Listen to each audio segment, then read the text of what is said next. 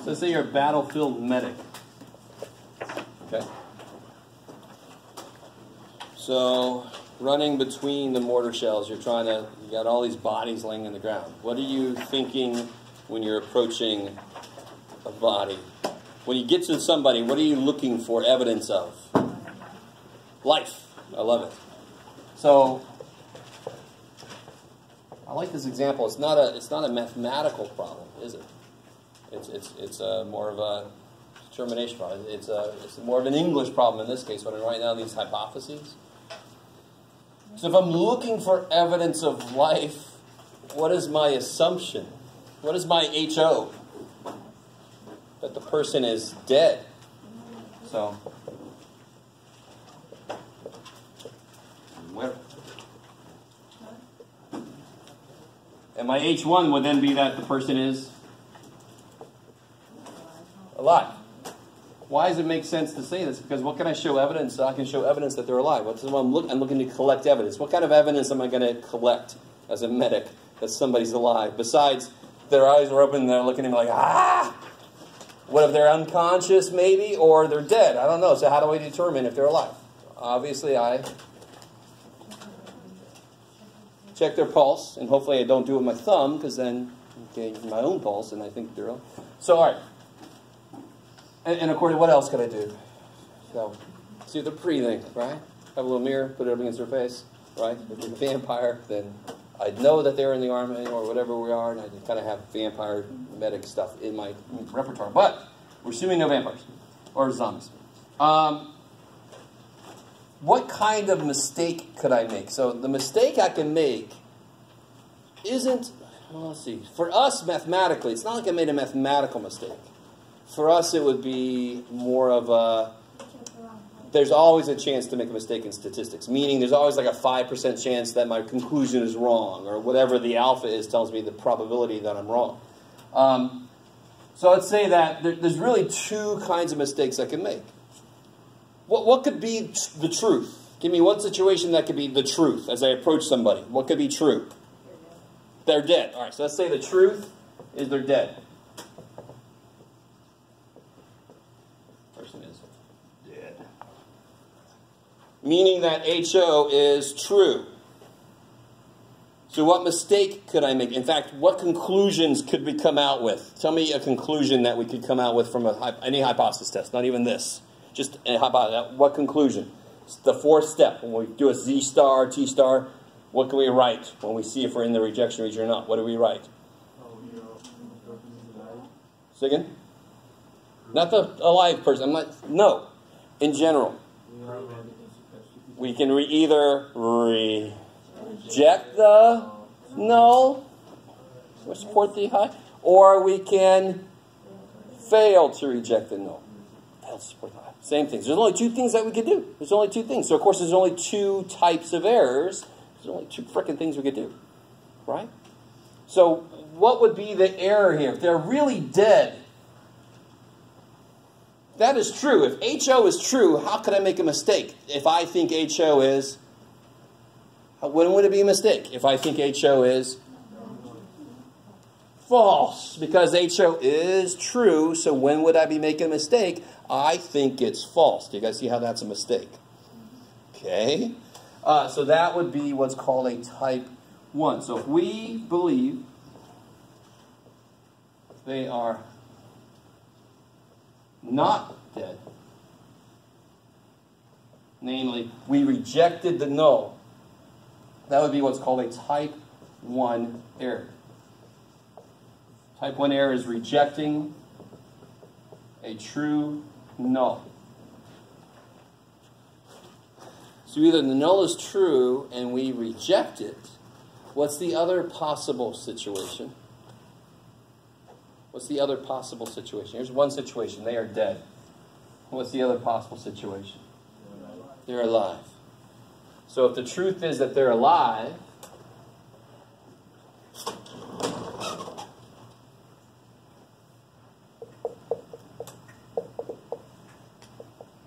let me write this. Not dead. Not undead, just not dead.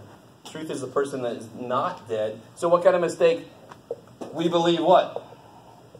When would I make a mistake? What would be the error? If they're not dead, but we think that they are dead, that would be a mistake, right? So we believe they are dead. So in this case, if in reality the person is not dead, is this true? No. So the error I've made, if I believe that they are dead and they're not really dead, I failed to reject a false null. The null is false, and I failed to reject it. I think it's true. I didn't reject the null, but it is actually false. So we believe there. So this would be a type 2 error. Failed to reject the null. So if they're actually not dead, if they're really not dead, then we want to reject the null, don't we? And they do too. If that's me on the ground and then Meta comes over and I'm not dead, I desperately want him to think that this is not true. I want him to reject this statement, don't I? Yes. Therefore, if they think I'm dead, they made a mistake. They failed to reject a false. Oh, sorry. Failed to reject a false null. That's what makes it an error. The null is false, and I failed to reject it. I like it. So that's the two types of error that can be made. I like this example. Which one of these errors would be worse? That's an interesting discussion. In this specific case, which error would be worse? What's wrong with this error? The person is dead, and I think they're not dead. What am I going to do? I'm going to try to do what? I'm going to do some CPR. I'm going to look for the wounds. Basically, I'm going to waste time, right? Especially if I'm on a battlefield, I probably don't have everything I need to bring them back. Right? If they're dead, I got to move on to the next person. Well, what's wrong with this one? I'll move on, and that's me over there. I'm like, no, this isn't funny, but you understand what I'm saying. This is also a problem. But which one is worse? It's hard to say in this case. Sometimes it's easier to tell. Like if this error led to a nuclear meltdown, and this error led to me checking some buttons, then this error would be worse, right? And then I can control alpha. If I make alpha go up or down, I change the probability of these two errors. In fact, the probability of this error, type 1, is alpha. Alpha is the probability of a type 1 error. So if type 1 error is bad, I'm going to make alpha small. When alpha goes down, the probability of this guy goes up. So if this guy's bad, I'm going to make alpha bigger. Let me let that sink in a little bit. You don't have to go as far as that. I just want you to know that. Alpha is the probability of this. There's something called beta that's the probability of that. That's a little bit beyond our scope of getting into. It's also related to what's called the power of a test. If you look at anything about hypothesis tests, they talk about the power of it. That's related to beta.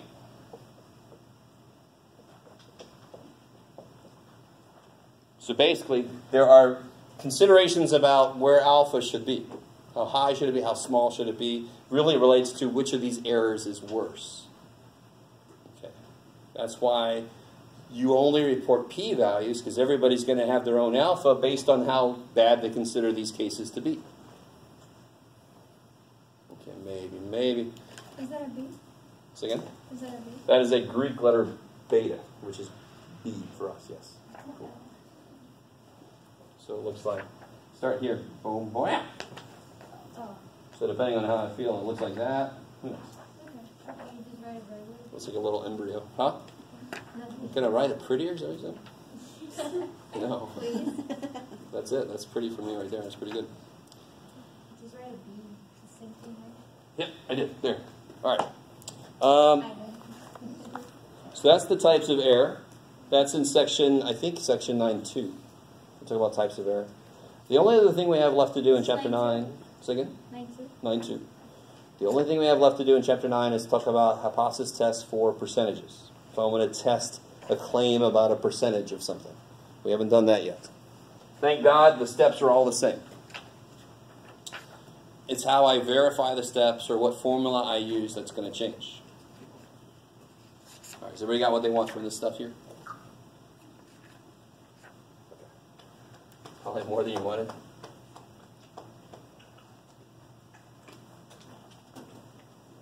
All right. So now we talk about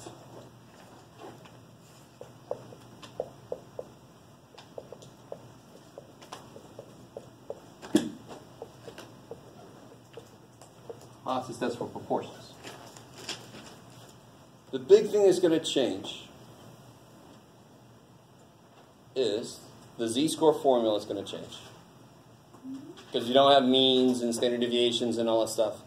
And how I check to see if it's normal is going to change based on... 9.3? This is 9. Oh, it's everywhere throughout 9. So let's talk about these one step at a time. Let's see. What about check for normality? We just talked about this a minute ago with the quiz. How do I check to see if an NPQ problem is normal?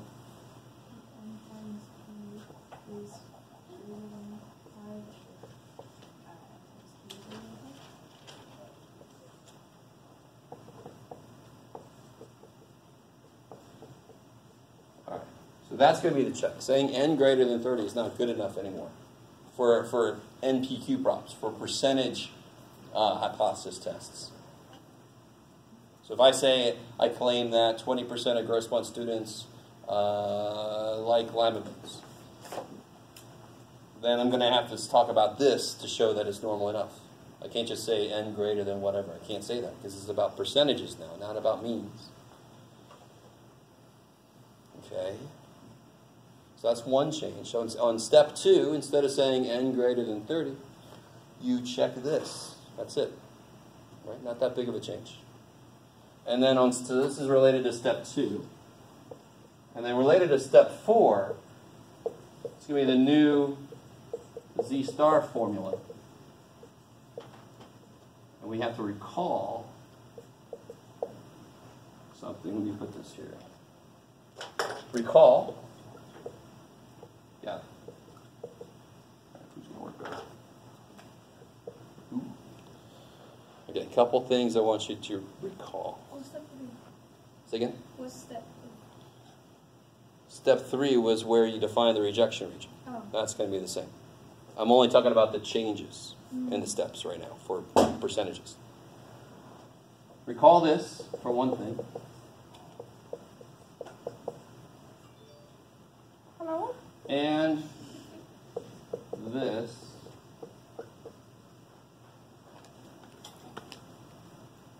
All right. Do those look familiar, hopefully? Okay. Which piece of this is the standard deviation of the sampling means? Standard deviation of the sample stuff. Sampling means. Which piece of this is the spread? Z, no. Z is the z-score. So this stuff here, that's the spread, right? It's divided by square root of n because I took a sample, so there we go. Which piece of the first problem, then, must be the spread of the data? The thing that's in the same place. They're both the same kind of idea. So I'm trying to make, so normally the z-score formula is this. It's what we've been using so far for hypothesis tests, right? We change the standard deviation, we throw that sucker in there. It could be an S, but who cares? So I'm trying now to say, well, what if I have this? I'm pretty sure I made this point. My percentage minus the percentage from the claim divided by the spread. We don't have that spread formula. We don't have that. And now we do, actually. It's going to be related to this.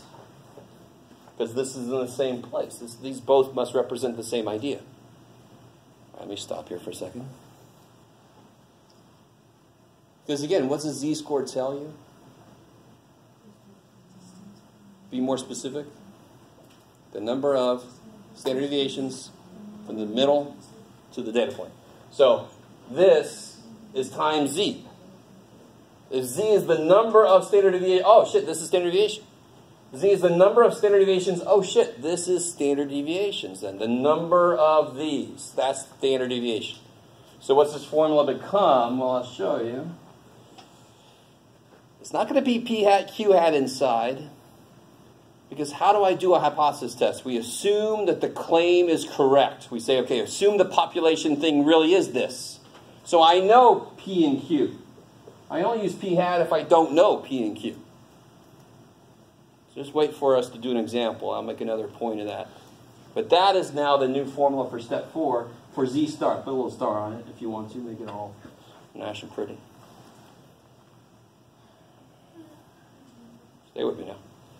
So I have, unbelievably, I have a handout with one side we'll do together, and then the other side you guys will do on your own.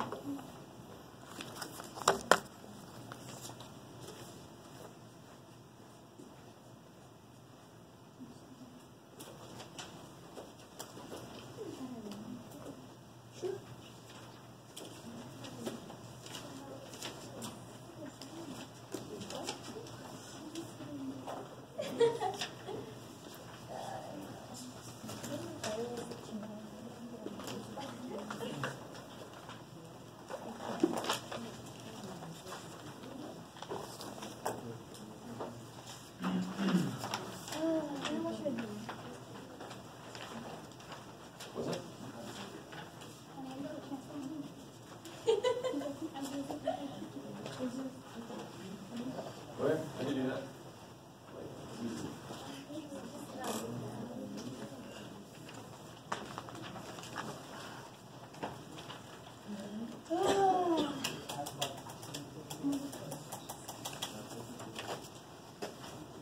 All right.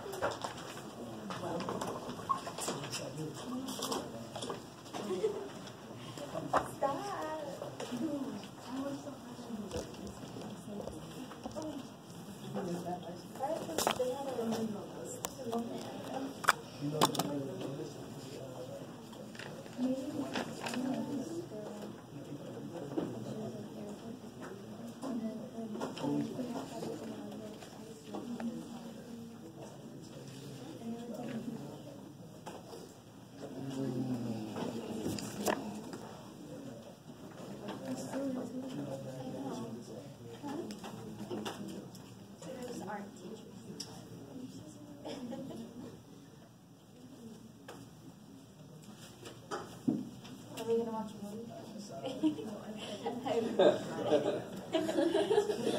I'm going to watch Spirited Away. We're gonna watch what? I don't know what Spirited Away is. I'm not sure what's What is that? You're not leading as good of a life. Is that an old movie? Spirited Away. Anybody know that movie? No? Oh, well. No, we're not old. You're not as cool. Okay. So one big thing that I didn't put up here as even a difference is, dear God, don't use the little mu symbol. This problem is not about a mean, it's about a percentage, right? So, read through this real quick.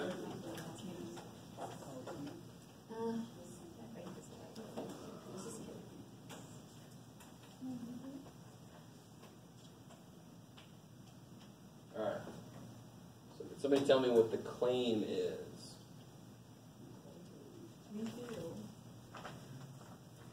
Those are words related to the claim, yes. At least 20%. Now, can somebody change that into mathish? P. Greater than or equal to, I like it. At least is greater than or equal to 0.2. So we use the symbol P because we're talking about percentages, not means. Mu is for means. Which one is that going to be? The ho or the high? Yeah, why is it the ho? It's got an equal sign. So what's the high going to be? Careful. Less than. Two things. The opposite of greater equal to is less than. Right? The opposite cannot include something that's in the original. That's the definition of opposite. And then if they had an equal to, it wouldn't be H1 anymore. All right, let me stop there. Is this good so far? You can even, if you want to, put next to this guy, put claim. Just so later it's easier. Oh yeah, how am I going to word my conclusion based on the claim? Okay, there we go. Is this going to be a one or a two-tailed tail? One. Definitely one tail. Which side? Right. What sets up the rejection region always?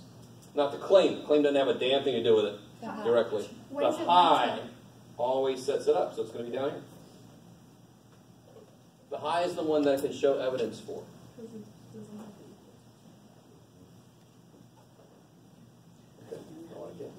You guys notice so far it's the exact same as the steps from the other hypothesis test. Thank God.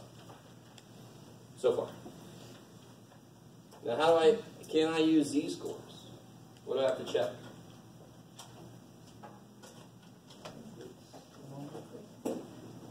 So every time it has an equal to is one tail? No. I don't see equal to. I mean, greater. Never mind. I see directional symbols, right? Which tells me which tail I'm interested in. That would be one tail. If there was no directional symbols, if it was not equal to, that means it could go either way. That would be two tails. Yeah, if the high is not equal to, then it's got to be two tails. Because how can you be not equal to? Bigger or less. Either way. Here, how can it be less than? There's only one way. So there's only one tail. Cool. What do I check to see if I can use z-scores? How do I check if it's normal? N times P? I like it. What's N? 996. What's P? We already wrote it down. 0.2. I like it. So what's that? 996 times 0.2. Say again? No, not now. No. All right, so when we have confidence intervals, I don't have a clue what P is, right? P, Q, I have no idea what those are. Help me out. Why do I have a hat on one of the P's? What's P hat mean? Stamp. I love it.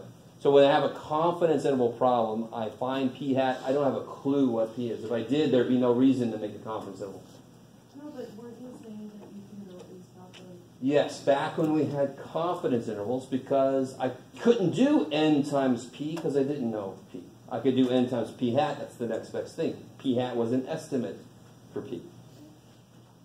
In this problem, do I know P? Yeah, I do, because we always assume that it's 0.2. It's the thing from the claim. We say, assuming that is the real thing. Let's see if we can find a contradiction. So here we know what P is. It's 0.2. I don't have to use P hat. I don't have to use an approximation, but that means I've got to actually calculate what the hell NP is. So what is 996 times 0.2? 199 point blah, blah, blah. It's greater than 5. Check. And then what's in Q? Be 996 times point what? 8. Oops, got it. Equals. 796. Yeah, 796 point blah, blah, blah. That's certainly greater than 5. Check. So yes, I can use z-scores. If either one of those was less than 5, what would that mean? No. What about no? How do you mean no? No what? No. What would I do then? Different equation. Say again? Sorry?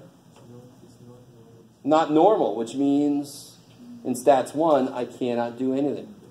I'd stop there.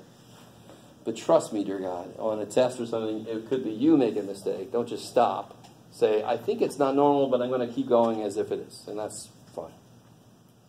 Does that make sense? I'm not going to do that. It would be so evil. I think I've talked about that before. What did you put in front of the 199? You erased it. What did you put? I had a greater than. I tried to make it an equal to. I had a greater than too early. Yeah. Okay. Now, so this is the big change. What to check. Step C is the same. What z-score am I going to use? What's alpha?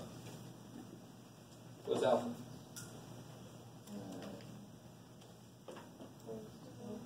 0.05, because it's the name of alpha, levels of significance. That's alpha. 0.05. Well, I'm not sure what I'm drinking here. Let's see. Whoa. Okay. Wow. That's fun. Cool. So alpha is 0.05. I'm using z-scores. It's a one-tailed test. Can you guys look up what that z-score would be then? 1.96? No. No. I love it. You're like, oh. It's a one-tailed test with 0.05. One tail. 0.05. 1.645. Is that cool? All right. And it would be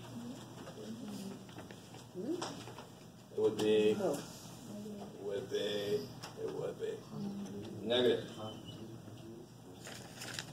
1.645. All right. Seems like all you needed was a weekend to forget everything we did last week. Weekend must have been. I don't know what you guys were into. How do I say this in words now? If Z star is no greater than would be this way, less than negative 1.645, then we can do what? If it's in there, if it's in the rejection region, I can then do what? Reject the hope. Reject the hope, which also means I would support the hope. So nothing has fundamentally changed about the steps themselves. It's just how I address a couple of steps that's changed because it's percentages, not means. That's all. The steps themselves are the same, especially this one.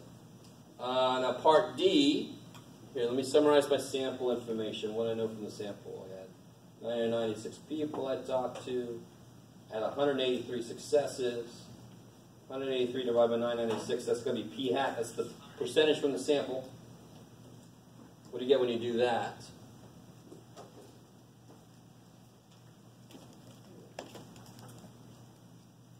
.1837. 0.1837? Mm-hmm. 0.184?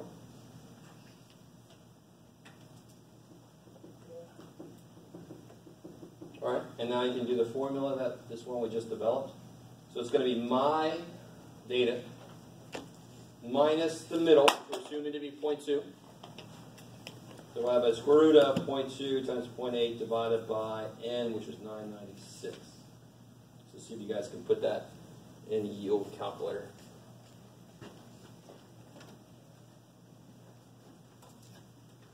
So still the difference between what I saw and what the middle's supposed to be, according to the claim, divided by the spread of the data to see how far apart those really, really are.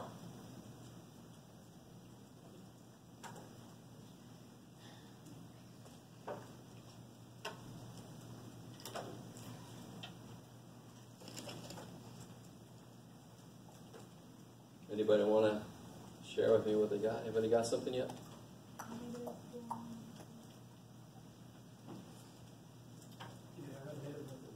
Sure, that makes sense, because ours is below that. Negative 1.262. I love it. So make sure you can get that. When you put it in, you just got to be careful, make sure that all this stuff is inside the square root symbol, right? Ooh, look at that. All right. Make sure all this stuff, 0.2 times 0.8 divided by 996, make sure that's inside. If you have the older one, that the square root symbol doesn't get bigger, make sure the parenthesis isn't closed until the very end. So you get all that stuff in there.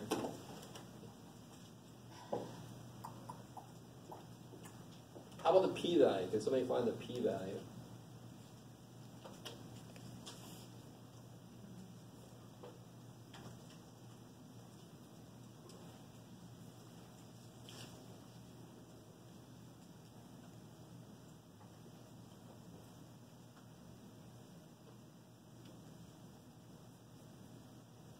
So the p-value is just the area and the tail of my z-score. The same way that alpha is the area and the tail of the, what they call the critical z-score. The p-value is the area and the tail that my z-star makes. So all you got to do is look that up somewhere. I gave all my charts away, so I can't do that. Could be. get some independent verification. Ooh. I have mine at home.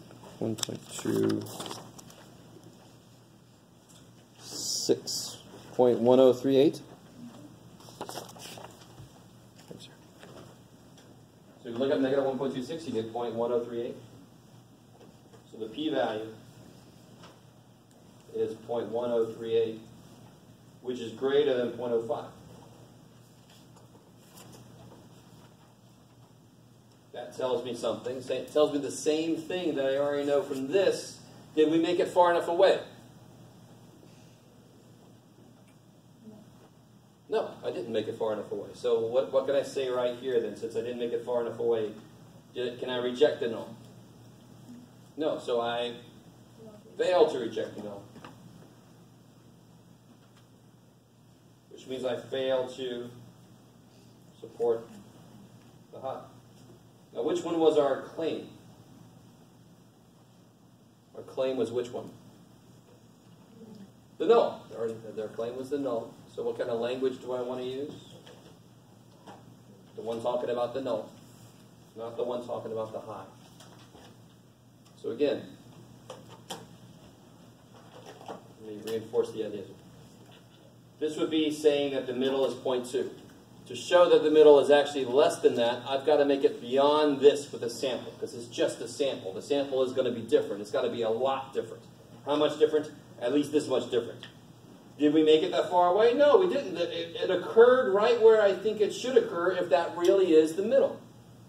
So I didn't find evidence to say that it's not the middle, because it showed up closer to it. It has to show up far away from it to go, maybe this isn't right. So some guy's telling you, yeah, aim the ball this way when you're bowling. Aim the ball this way, you're going to get a strike every time. And every time I do that, I hit the gutter. I'm like, maybe this guy's not right. Maybe I should turn this way a little bit. Oh, shit, well, there you go. I mean, that's the whole idea. Did it show up where I think it should have showed up if the guy was right? No, it didn't. In this case, it did. I can't say he's wrong. It didn't get far enough away. So this is the other way to say that. If my p-value is bigger than alpha, it says the same thing. It says I failed to reject. Okay, so what's my conclusion? What can I say then? How do I write my conclusion? I know I'm going to use this language here, because that's the claim was HO. So fail translates into what? We have not found. That's crazy. Sufficient evidence to do what? To reject the claim. Reject the claim. That what? Sufficient. No, come on. At least 20% of Americans. Yeah, reject the claim that at least 20% of Americans. There you go. I like how I started that word with an M. At least 20% of Americans. Let's see. Where'd it go? Opposed. OWS. Out. Sounds like the Harry Potter test, but no. It's always. It's that from the problem. Oh. Okay. So, if you remember from last week, we did several hypothesis tests. It felt like you guys were doing pretty well with the steps. I think now you just expect everything to be different, but just a couple of things are different when I'm talking about percentages. So you guys try the problem on the back. Turn this bad boy over. You guys do this problem.